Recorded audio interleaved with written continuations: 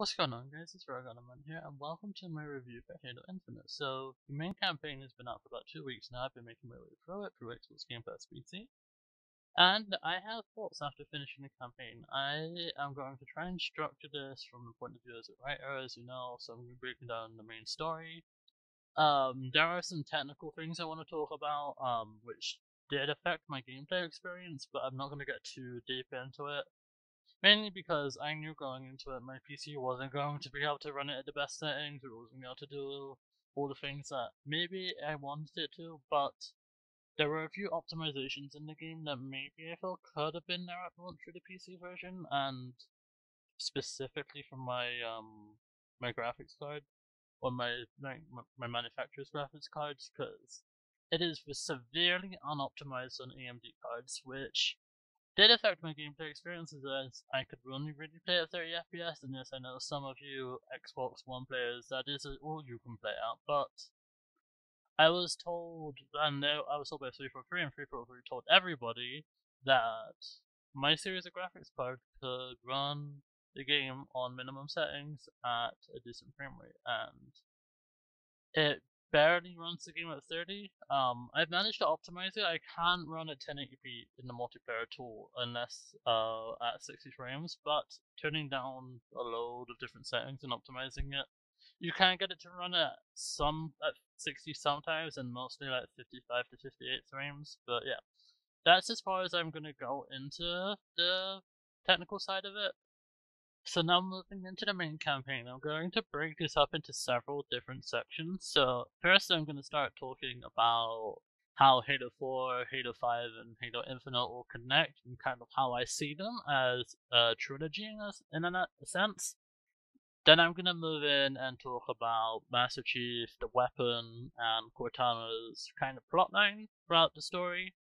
And then I'm gonna wrap up and talk about the whole banished plot and the endless, and kind of wrap it all up in a neat bow and tell you what I think of the story overall. So, as I said, starting out, the way I like to see the three games is that there's Halo 4 and Halo Infinite, and the two can act as sequels to each other, where Halo 5 can then be sprinkled in between, and that's what Infinite does. It sprinkles Cortana's plotlines from Halo 5 in as little micro cutscenes rendered in game to show you what Cortana's plan was in a nutshell in Halo 5, and then it goes in out of its way to show you what went wrong with that plan, and through various different audio logs that you can pick up throughout the game, you can see why her plan went wrong and the effects of their plan and the effects of on the banished and such, and why Esheram is so dead set on basically killing Master Chief, and why he has aligned himself with the Harbinger. And it basically connects their two goals together, which I'll get into a little bit later, into basic one goal, and it explains why they're working together, which it does make sense. So yeah, I think the Infinite is a true sequel to Halo 4, and the M5 at this point in the canon is just being used to explain away Cortana. So, going into that a little bit deeper, we start out with the Master Chief essentially being just beaten up by the Banished. He is on the verge of being thrown out into space by Atriox after the USNC Infinity was destroyed by the Banished and infiltrated. And then Echo 216 ends up finding him in deep space and takes him onto his Pelican, which we later find out he stole and ran while the USNC Infinity was being attacked, and that he was a deserter and a coward, but the game does a lot to redeem him throughout the various different cutscenes. But going back, once we get onto the ring itself, we end up finding the weapon, and we find out that the weapon was created to destroy Cortana and basically completely erase Cortana. Dr. Halsey made her to basically wipe out Cortana for good. And as you go through the campaign, we get various different interactions between the weapon and Master Chief, as the weapon is trying to poke in and trying to essentially get closer to Master Chief. She wants to she trusts him and she wants him to trust her, but he can't trust her, and we find out by the end of the game why he can't trust her, and we find out that he does actually want to trust her, but the things that have gone on in her creation makes him not want to trust her, and I think the climax of this whole plotline of her wanting his trust comes at a scene where after you've taken down the several different spires in the game, which we find out you need to take down the spires in order to stop the ring from being able to be rebuilt and activated, which is Escherum's main goal here. We find out through the weapon that it seems like the Harbinger is trying to use the weapon as a weakness for the Master Chief and gain some knowledge that the weapon has in order to further her goal, which is bringing back the Endless. And as you're taking down the spires, you see Master Chief starting to activate a deletion protocol, which comes to a head when you're in the actual the spire itself, and the Harbinger ends up trying to. Basically, she's torturing the weapon to try and get the information out of her, and the weapon's begging Master Chief for help. And basically, out of instinct, Master Chief starts to delete the weapon. And before he can even delete her and complete the deletion protocols, she ends up fighting off the infiltration and actually getting what they needed to progress their own goals of stopping the Banished and getting into Escherum's plans and getting to Escherum to eventually kill him, and finding out what exactly the Harbinger wants. And Master Chief is kind of suspicious of why, and he's angry at her because he wanted to delete her because it was going to put everybody at risk, and she ends up then showing him that, look, I've got this and we're fine now. And then as we go on, we could encounter Descendant Fire again, which is the Halo Ring's monitor that is there to protect the ring and to activate it if needed, and to ensure that the ring is in fully functioning, as we've seen with every other Halo Ring that we've been to. We end up fighting him, just killing him, and the second time that he comes back is actually it ties into their plot really well, and because he brings back friends, he brings back Monitor friends, and he says, basically the weapon says, look, even he has friends. And I think that is such a gut punchy line right after you've just experienced Master Chief trying to delete her after she's tried so hard to get so close to him and he's just pushed her away. But again, as the game progresses, they end up learning to work with each other again and trust each other to an extent. I mean, she trusts him, but again, he doesn't want. He wants to trust her, but he doesn't feel like he can. And we find out by the end of the game, or close to the end of the game, that the reason why he can't trust her is because she is an exact copy of Cortana. The only way that Dr. Halsey found that they could basically delete and kill Cortana was by making another direct copy of Cortana and fulfilling Cortana's ultimate nightmare from Halo 4 of Master Chief just going off with another Cortana model and leaving her in the dust. And it comes out in a really good scene with the weapon where you're seeing her snap her fingers, and then you're seeing a data memory of Cortana snapping her fingers as she's doing various different heinous and basically murdering people. She snaps her fingers. She snaps her fingers to activate I believe it's the ring, to activate weapons to kill Escherum's homeworld. She snaps her fingers to destroy USNC training facility, and the weapon ends up having a breakdown, realizing that the reason that Chief couldn't trust her was because she is Cortana, and he doesn't want to end up in another situation where he gets to so close to this AI that is essentially Cortana again, only for it to happen what happened in Halo 5. But the weapon comes around, and Master Chief explains that she is Cortana if Master Chief never met Cortana, and that is why she's so pure. She hasn't had the experience with Master Chief, but it's also why they work so well.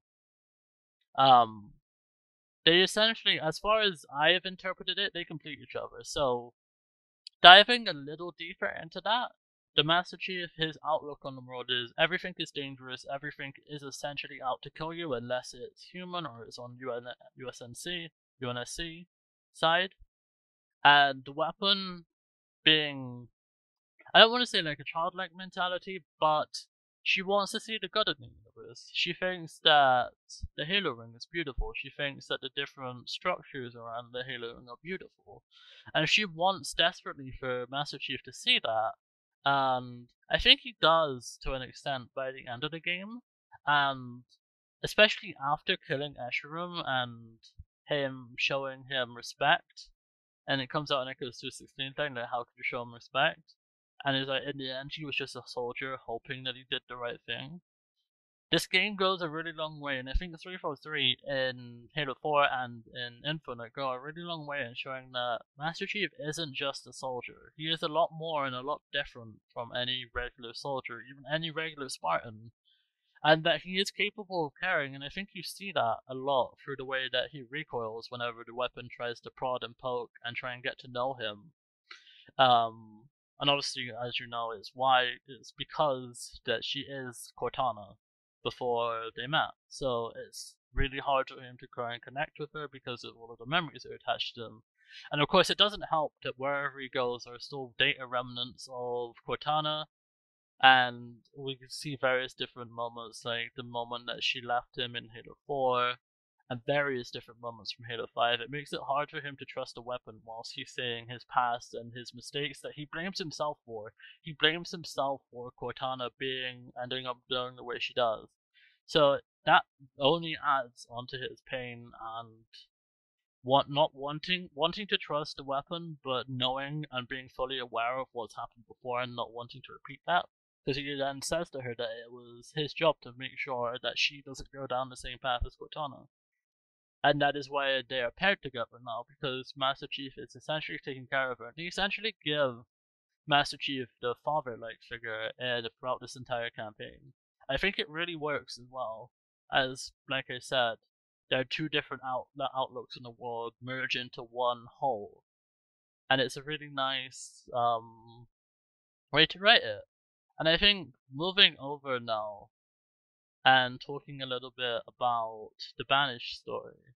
The Banished story is about what Cortana had done to them, because Cortana destroyed Escharam's homeworld, and basically the Harbinger is using that grief and pain of Escharam and the hatred of Master Chief, and because he knows Master Chief and Cortana were tied once. He's using that hatred, or she's using that hatred to then get basically a brute army to then do the dirty work for her, and the Banished do the dirty work for her in releasing the Endless by the end of the story. And I'm really excited to see what the Endless actually are, and seeing them explored more as a concept, because from the way the game builds them up, they sound really interesting. But yeah, I suppose if you could get one core motivating factor and one core motivating theme from this game, it's grief. And how far can grief go, and what the different effects that grief have on a person. Because you see, through Escharum, his own grief of losing his own world comes out in anger, and he ends up using the Banished as a weapon to then try and strike back at Master Chief. Whereas Master Chief's own grief in losing Cortana and seeing Cortana then go down the path that she does in Halo 5 makes him more closed off and more hardened to the world, which then is countered by the weapon, who then tries to open up his perspective on the world. And they do by the end of the story. It does feel like a family dynamic by the end of the story, after we get the final scene where after you take out the Harbinger and basically the Endless is released, but you get a final scene with Master Chief and Cortana, which she had milliseconds to record, where she knows exactly what the weapon is going to say, and she tells him that she's sorry that she went down the path that she did, but it is her hope and basically dream that they being the weapon and Master Chief can learn from her mistakes and be better people. And I think that is the one hope from grief and one hope from the mistakes that you make and learning from the mistakes that you make. Which is what Cortana's whole story was learning from your own mistakes to then become a better person. And obviously she didn't have the time to become a better person. But in doing what she did is sacrificing herself and hope and leaving these messages in the hope that Master Chief can grow as a person and the weapon can grow and become a better version of her and learn from her mistakes so that they can help the world. It's a really heartwarming ending to the story and I really do love it. I think the addition of Echo 216 kind of as like a brotherly figure to the weapon really adds another dynamic that just adds more to the universe and adds more to the cast. I truly do love the story of this game, and I think the whole motive of learning from your mistakes and the effects of grief are really explored really well throughout this campaign. And I'm really excited to see what they do next. I hope that they can get as strong a theming as they can if they do DLC or in the next game as they do in this game. Because, my god, it is amazing. I would have to rank this at the top of the 343 games that have come out. And I think at the top of my Halo rankings, if not second, I think is either my rankings for the Halo games at the moment. It either goes Infinite or 4, then Reach 3, 1, 2. I haven't played 3 ODST yet, but I think those are my rankings at the moment. Infinite is a true masterpiece of a campaign, and I love it to bits, and I can't wait to see what comes next. So, if you played the Infinite campaign, and I don't know why you've watched this video if you haven't, but what did you think about it? Let me know in the comment section below. Subscribe if you're new, and I'll see you guys in the next video. Goodbye.